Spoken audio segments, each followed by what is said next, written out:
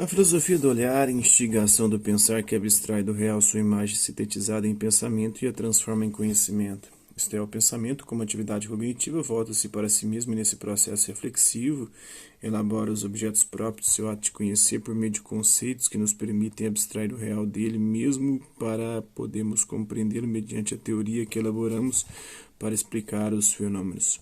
Bornheim explica, na Grécia, com o início do teatro e da filosofia, a ação de vir encontra-se a si própria na ação de olhar em si mesma. Assim, de meramente exterior, ela passa a educar-se nas dimensões de seu próprio exercício.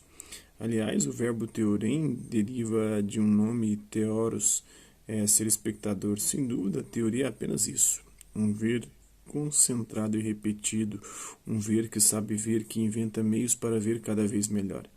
E é nessa educação do olhar, a partir dela, que se institui toda a filosofia e as ciências do Ocidente. À medida que vemos, trazemos para dentro tudo o que está fora.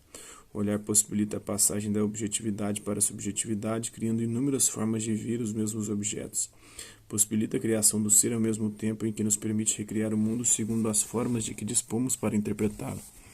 Essa direção do olhar é uma direção do ser, um horizonte em que construímos e reconstruímos nosso modo de existir e de fazer existir o mundo nele próprio e em nós.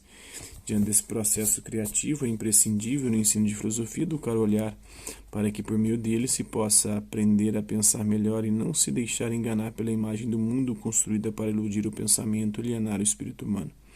Nas palavras de Rouanet, em 1997, página 131, é preciso olhar corretamente o que se quer ver. Para ver tudo, tem que ter dois atributos principais, a lucidez e a reflexividade.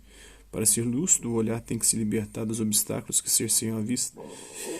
Para ser reflexo, ele tem que admitir a reversibilidade, de modo que o olhar que vê possa, por sua vez, ser visto. Se essas características não estivessem presentes, não seria possível ver tudo, e com isso não ficaria atendido o objetivo máximo da visualidade esclarecida.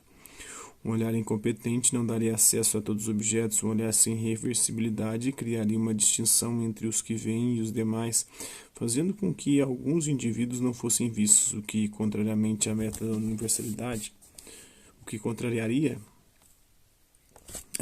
a meta da universalidade. Virtude é uma pretensão do iluminismo. É conforme a compreensão de que, vendo o universal, se pode revolucionar o modo pelo qual o ser humano se constrói no mundo.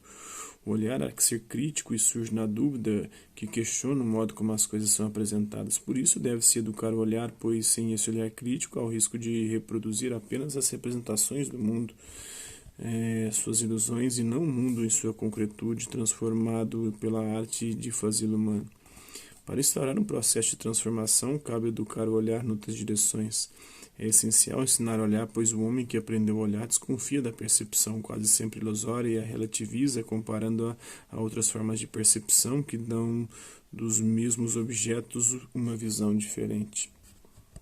Segundo Rouanet, deve-se formar uma perspectiva que ultrapasse as falsificações para que se possa aprender a usar ver e usar saber, segundo Rouanet, e não se deixar enganar pela falsificação do olhar e pela manipulação das representações. É preciso, enfim, aprender a olhar na direção da transformação da sociedade, olhar corretamente. Olhar corretamente significa usar a vista com astúcia e com inocência. Com astúcia porque sem ela seríamos iludidos, e com inocência para não sermos corrompidos pela miragem de uma visibilidade estéril, sem fins transformadores e posta unicamente a serviço do prazer do olhar, segundo Rouanet. Então é isso, espero que vocês tenham gostado do vídeo. Quem curtiu, dá um like. Quem não curtiu, dá um dislike. Hasta la vista, até a próxima.